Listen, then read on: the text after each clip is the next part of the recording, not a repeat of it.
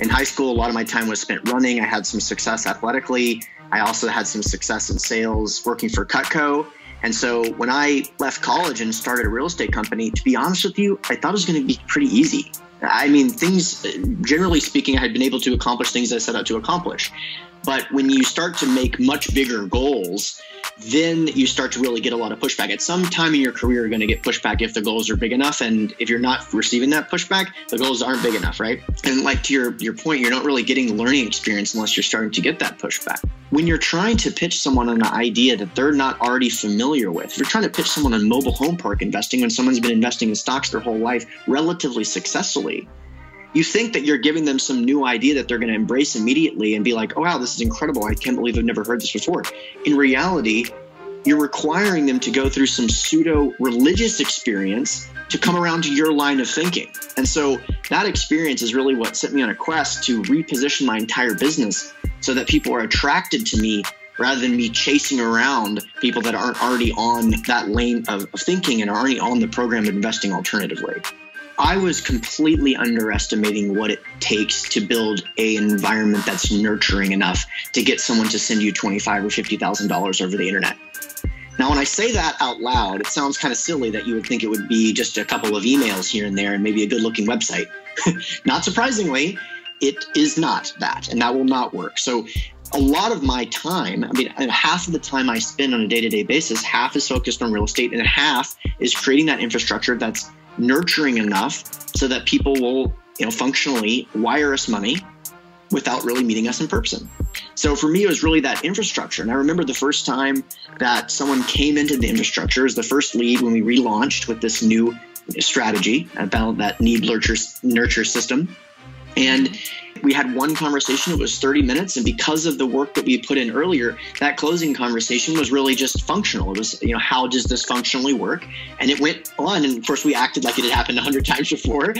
But really, we were just so excited we couldn't believe it. And, after that first close, things started to really work on a consistent basis. And, that's really how we're able to have this conversation today. The friends and family money is usually important for a lot of young entrepreneurs, but it is almost never going to be the money that takes you to the next level. Because in my line of work, you may get that initial investment, but those are not the type of people that are going to reposition their entire portfolio around your investment thesis. They're the people that may give you a shot and they'll probably assume they're going to lose the money, but that's not going to be the type of person that's going to really help you scale. If you're not being authentic in your messaging, people that are looking at it, people that are reviewing it and interested in your content, they know you're not being authentic, but they don't know what it is that you're not being authentic about, and they assume the worst.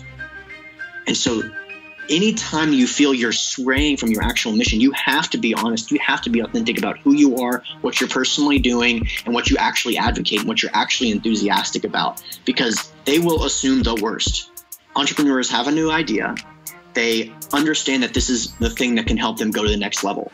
They are incredibly elated and they love it and they go out to accomplish it. And then they realize that it is 10 times harder than they thought it was going to be. It's 10 times more capital intensive and it requires 10 times the relationships they don't have. And they go through the catastrophic phase where they go, you know what, I'm never going to be anything. I'm never going to be able to accomplish it. I'm never going to accomplish that goal that I just thought I was going to do. And now we're at the bottom of the roller coaster. And that's what we do constantly. Hopefully a trajectory up and to the right.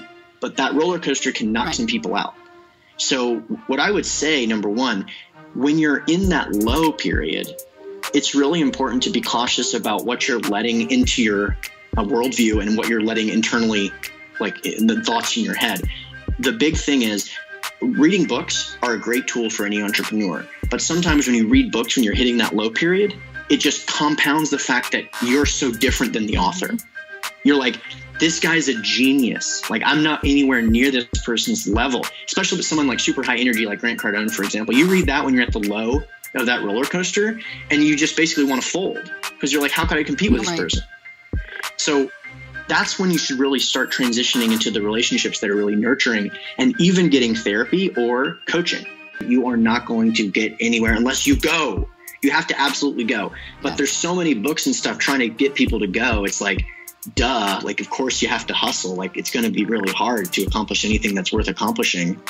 And it is, unfortunately, the missing factor in most people that aren't going to that next level, that is the missing factor. But that's just like, they know that, and so do I, right? So like everyone knows that. Everyone's in on the trick. So for me, the one thing that I did have the hustle, I wanted to get up there, I was willing to work the hours, willing to drive around, but I didn't have that focus and time block. So I want to get hyper focused on what actually is going to help me accomplish that goal, and then doing those time blocks so I can exclusively focus on that one thing. And again, guys, the time block thing is such a help. I don't answer emails until 10 a.m. and I start working at 7:30. That alone just allows me to actually focus on my own schedule and not do anything reactive until the afternoon. So that's what I would tell myself, implement that focus first and then block out significant amounts of time to accomplish whatever that is.